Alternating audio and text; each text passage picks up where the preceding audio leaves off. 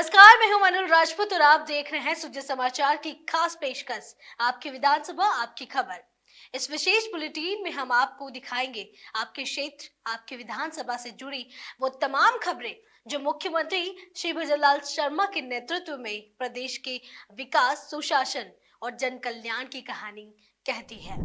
भरतपुर दौरे पर रहे नगरीय विकास मंत्री श्री जाबर सिंह खर्रा ने नगर निगम परिसर में विभिन्न विकास कार्यों का उद्घाटन एवं शिलान्यास किया।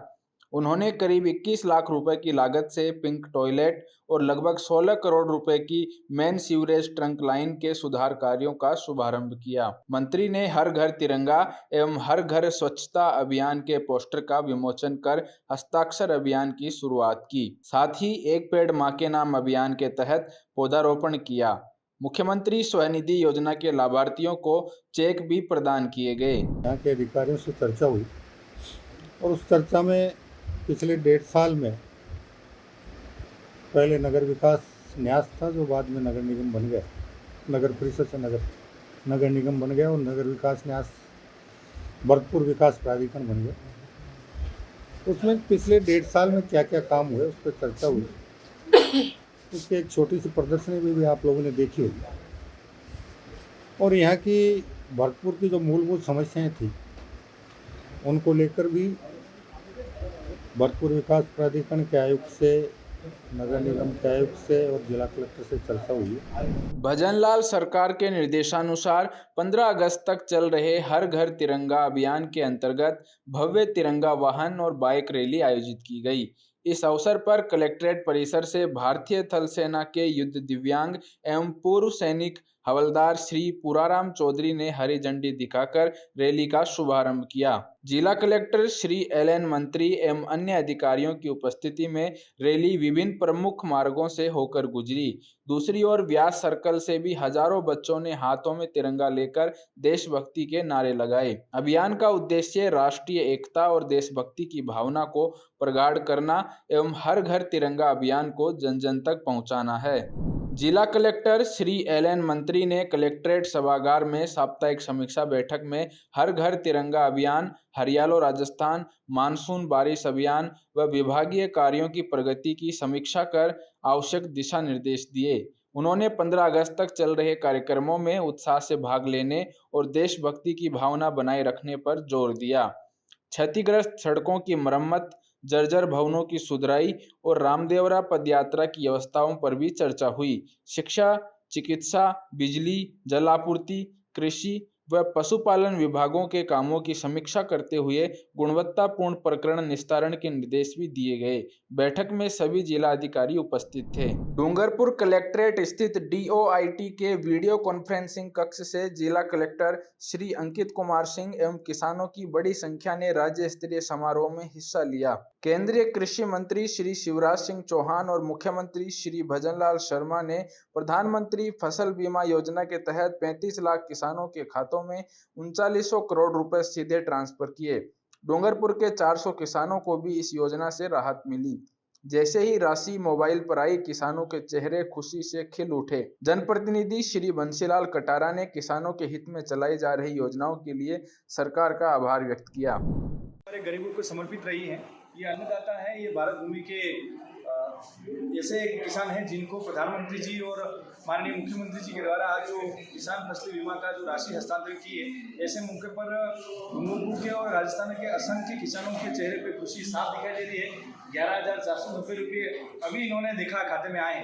तो ऐसे यशस्वी हमारे लोकप्रिय प्रधानमंत्री जी और राजस्थान के भागीरथी प्रयास करने वाले मुख्यमंत्री जी को मैं किसानों की ओर से डूंगरपुर की जरा से बधाई देता हूँ, धन्यवाद देता हूँ। बीकानेर शहरी क्षेत्र में सखी वन स्टॉप सेंटर द्वितीय का उद्घाटन किया गया।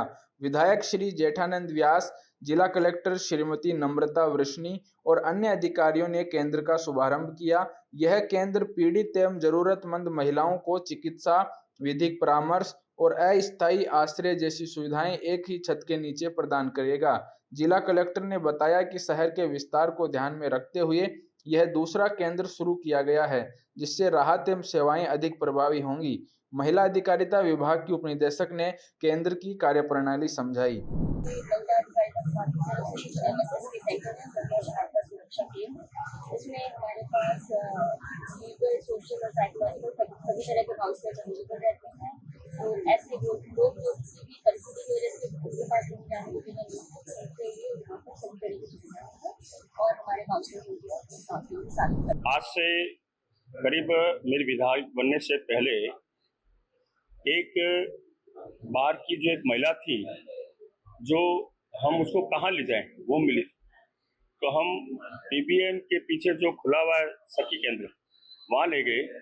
फिर उसे जान करके उस घर वालों को बुलाया, उसका पूरा सहयोग करके उसको घर तक पहुँचाने का। उसमें ये पूरे हमारी मैडम सेक्शना जी ये इन्होंने बहुत अच्छा सहयोग किया उस समय भी, और पूरा उसको सहयोग मिला और उसको उसके घर तक पहुँचाने भी रखा है पूरा आनंद।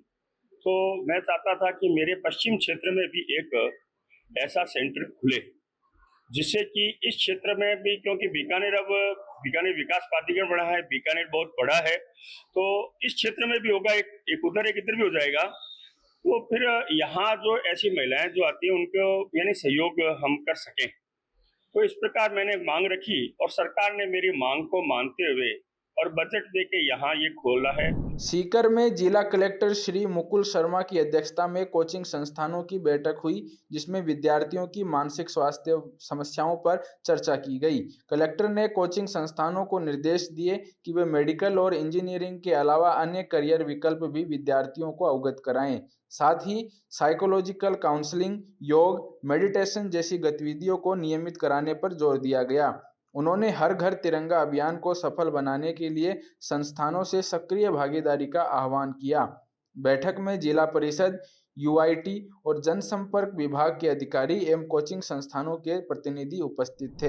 जिला कलेक्टर श्री अरुण कुमार पुरोहित ने श्री घनश्याम दास पूसाराम इन्नानी राजकीय उच्च माध्यमिक विद्यालय रोल का निरीक्षण किया। उन्होंने विद्यालय की शैक्षिक गुणवत्ता, भौतिक सुविधाओं, मिड डे मील की गुणवत्ता और खेल मैदान की व्यवस्था का बारीकी से मूल्यांकन किया। मिड डे मील का स्वाद चखकर पोषण स्तर की जानकारी ली और स्वच्छता व खाद्य सुरक्षा के निर्देश दिए। कलेक्टर ने विद्यार्थियों को प्रेरित करते हुए धैर्य, परिश्रम और सकारात्मक सोच से सफलता की प्रेरणा दी। उपखंड अधिकारी श्री जायल रजत ने शैक्षिक सुधार, अनुशासन, स्वच्छता और खेल कूद को बेहतर बनाने के लिए सुझाव दिए। बयाना में नगरपालिका कार्यालय का नया अत्याधुनिक भवन लगभग 3 करोड़ रुपए की लागत से तैयार होकर जनता को समर्पित कर दिया गया है। स्वायत्त शासन मंत्री श्री झाबर सिंह खर्रा ने इसका भव्य लोकार्पण किया। विधायक डॉक्टर रितु बनावत ने मुख्यमंत्री श्री भजनलाल शर्मा का आभार व्यक्त करते हुए क्षेत्रीय विकास की नई सौगातों का उल्लेख किया।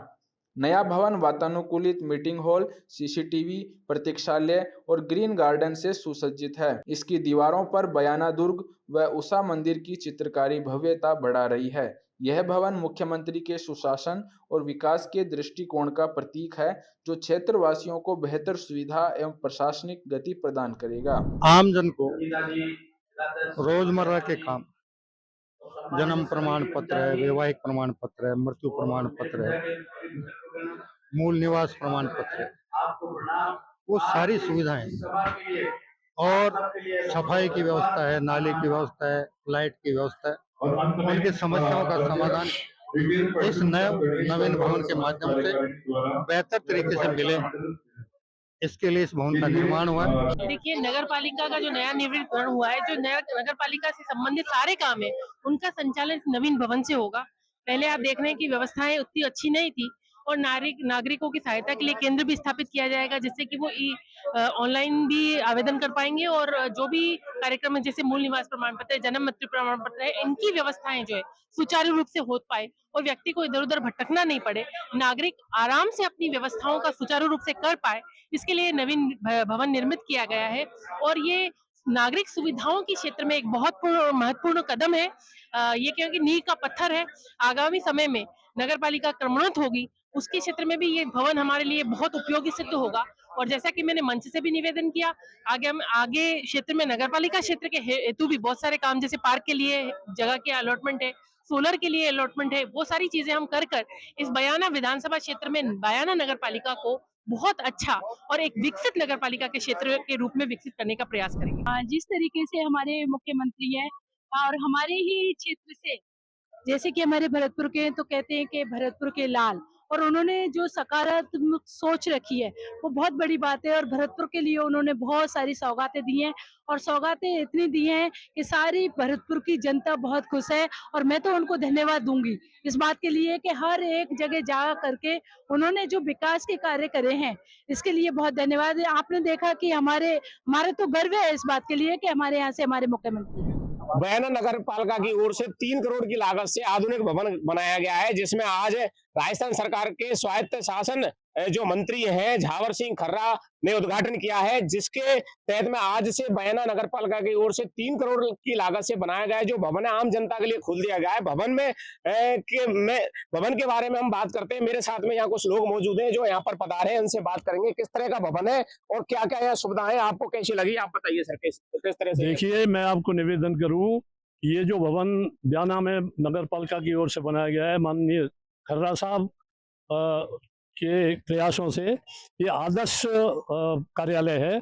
और मैं तो ये निवेदन करूंगा, माननीय मुख्यमंत्री जी से भी कहा है हमने, पूरे राजस्थान में सभी नगर पालिकाओं में, सभी नगर परिषदों में इस तरह के भवन तैयार होने चाहिए जिससे कि आम जनता को लाभ मिले। कहीं ना कहीं लोगों में इसकी खुशी है और लोग भी ये कह रहे हैं कि इस तरह का जो भवन बयाना में बनाया गया आम जनता के लिए पूरे राजस्थान भर में बने, इस तरह की ये बात सामने आ रही है।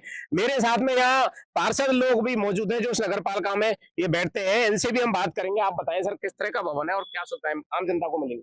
देखिए, 5 साल के इस कार्यकाल में पहली बार बयाना के अंदर एक नगर पालिका, एक स्वच्छ और एक क्लीन नगर पालिका आज देखने को मिलेगी आम जनता के लिए। मैं धन्यवाद देना चाहता हूं सभी पार्षद गणों का, बयाना नगर पालिका चेयरमैन का, राजस्थान सरकार का, जो इस नए बजट में प्रावधान रख के एक नए नगर पालिका भवन का निर्माण किया, जिससे बयाना की आम जनता को इसका लाभ मिल सकेगा। प्रत्येक कमरे, जो हर कर्मचारी के लिए अलग अलग से कमरे बनाए गए हैं, मीटिंग हॉल अलग से बनाए गए हैं और प्रत्येक आम जनता को इधर उधर भटकने की बजाय बाकायदा नेम प्लेट सहित वो कमरे में घुस के आराम से अपना कार्य करा सकेगी आम जनता, और आम जनता इसका फायदा उठाए। आइए और एक बार नगर पालिका को अपनी सेवा का मौका देना बहुत जरूरी है, क्योंकि आम जनता थोड़ी नगर पालिका से बहुत दूर रहती है कि कई बार ये सोचती है कि बोले नहीं हम नहीं जाएंगे। आइए और यहाँ अच्छी इसकी सुविधाओं का लाभ उठाइए। मैं बहुत बहुत धन्यवाद देना चाहता हूँ राजस्थान सरकार के मुख्यमंत्री जी का और यहाँ की आम जनता का और यहाँ के सभी पार्षदगणों और नगर पालिका चेयरमैन जी का और विधायक जी का बहुत बहुत धन्यवाद। तो कहीं ना कहीं आम जनता को आज से सुविधाएं मिलेंगी, यही ये पार्षद लोग कह रहे हैं। और भी मेरे साथ में यहाँ आए हुए जो लोग हैं इनसे हम बात करेंगे। सर आप बताइए किस तरह का भवन लगा आपको देखने में। भवन बहुत अच्छा लगा देख के, हम अंदर भी जाके आए, नागरिकों को बैठने के लिए प्रत्याचल है और सब रूमों पे नंबर डले हुए हैं, किसको कहाँ जाना है, सब लेट बाथरूम की, टॉयलेट की सब व्यवस्था है, इको फ्रेंडली है। और मैं चेयरमैन साहब को धन्यवाद देना चाहता हूँ कि उन्होंने इस प्रकार का प्रस्ताव लिया और बयाना में एक बहुत भव्य नगर पालिका मंडल का निर्माण करवाया, जिससे आम जन को की जो समस्या है उनका समाधान शीघ्र होगा। तो कहीं ना कहीं लोगों में भी ये खुशी देखने को मिल रही है और आम जनता के लिए आज से ये भवन खोल दिया जाएगा। और भी मेरे साथ में यहाँ एक युवा आए हुए मौजूद हैं, जिनसे भी हम बात करेंगे। आप बताएं, नगर पालिका का आज उद्घाटन है। राजस्थान की पहली आधुनिक नगर पालिका देखने को मिली है, यानी कि पूरी तरह इसी वातानुकूलित है। और ऐसे नगर पालिका शायद ही कोई हो, पहली राजस्थान की पहली आधुनिक नगर पालिका बनाई गई है चेयरमैन साहब के द्वारा, और बहुत ही कार्य सराहनीय है इनका। तो कहीं ना कहीं लोगों में इसकी खुशी देखने को मिल रही है कि नगर पालिका ने जिस तरह से आज ये जो भवन का निर्माण कराया गया है, जिसमें आधुनिक सुविधाओं को यहाँ पूरी लय से नगर पालिका के अंदर सीसीटीवी कैमरे लगाए गई हैं, पूरे नगर पालिका हॉल के अंदर यहाँ पर एसी लगाए गए हैं, नगर पालिका एक बड़ा मीटिंग हॉल बनाया गया है और नगर पालिका के अंदर जो लोग आएंगे अपने काम से उनके लिए प्रतीक्षालय के लिए बनाया गया है, उसमें कुर्सी लगाई गई है। और बयाना दुर्ग से जुड़ी हुई जो तस्वीरें या चित्रकारी की गई हैं दीवारों पर की है, जिससे नगर पालिका की जो ये आधुनिक भवन की और सुंदरता देखने को मिल रही है। सोजस के लिए बयाना से दीनू पारासर। मुख्यमंत्री श्री भजनलाल शर्मा के गृह जिला भरतपुर की काज की चूड़ियां भी विश्व प्रसिद्ध है। भरतपुर की चूड़ियां हरी, लाल, पीली रंग की और बेहतरीन गुणवत्ता वाली होती हैं, जो पारंपरिक उत्सवों और विशेष अवसरों पर पहनी जाती हैं। यह कला सदियों से कचेरा और राजपूत समाज द्वारा संजोई जा रही है। समृद्ध भारत अभियान के निदेशक श्री सीताराम गुप्ता के सहयोग से IIT दिल्ली की टीम ने आधुनिक कम धुआं वाली भट्टियां विकसित की, जिससे कारीगरों का स्वास्थ्य और पर्यावरण सुरक्षित हुआ। जिले में 500 से अधिक कारीगर प्रतिदिन 500 से 700 रुपए कमाते हैं। भरतपुर की कांच की चूड़ियां स्थानीय व राष्ट्रीय बाजारों में खूब पसंद की जाती है। राजस्थान सरकार स्वस्थ समाज के निर्माण हेतु निरंतर प्रयासरत है। सज्जनगढ़ ब्लॉक में स्वास्थ्य विभाग की समीक्षा बैठक आयोजित की गई, जिसमें 12 वीक एनएनसी रजिस्ट्रेशन, नियमित टीकाकरण, क्षय रोग नियंत्रण और लाडो योजना समेत सभी स्वास्थ्य कार्यक्रमों की प्रगति का आकलन किया गया। मुख्य जिला चिकित्सा अधिकारी डॉक्टर कुशपाल सिंह राठौड़ ने गुणवत्तापूर्ण, पारदर्शी और समयबद्ध कार्यवाही पर जोर देते हुए समर्पित सेवा की अपील की। टीम ने मातृ शिशु स्वास्थ्य, टीबी जांच एवं गैर संचारी रोग नियंत्रण में पूर्ण लक्ष्य प्राप्ति के लिए प्रतिबद्धता जताई। अधिकारियों ने स्वास्थ्य सेवाओं की बेहतर उपलब्धता और जन जागरूकता बढ़ाने के निर्देश दिए।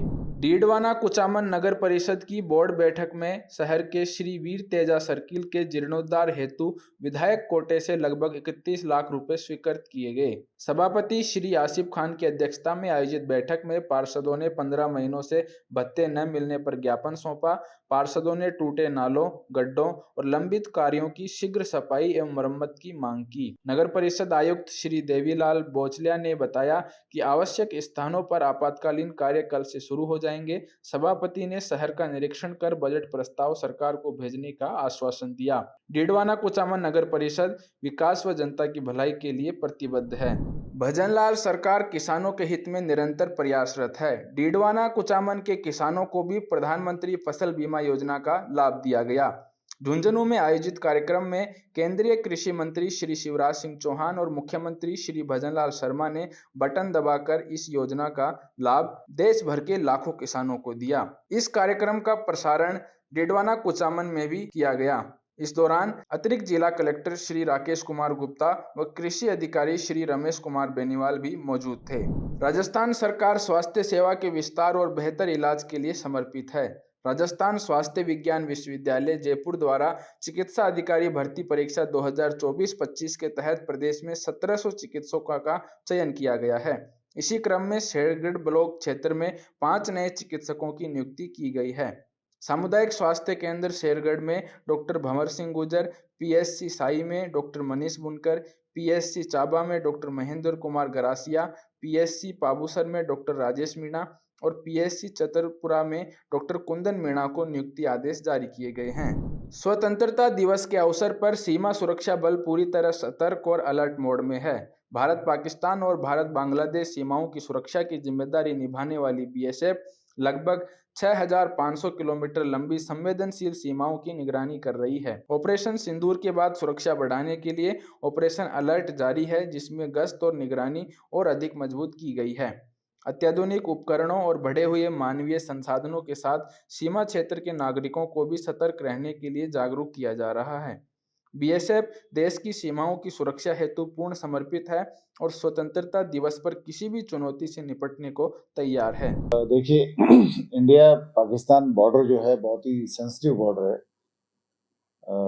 जो बीएसएफ 2 बॉर्डर्स को गार्ड करती है, इंडिया पाकिस्तान और इंडिया बांग्लादेश।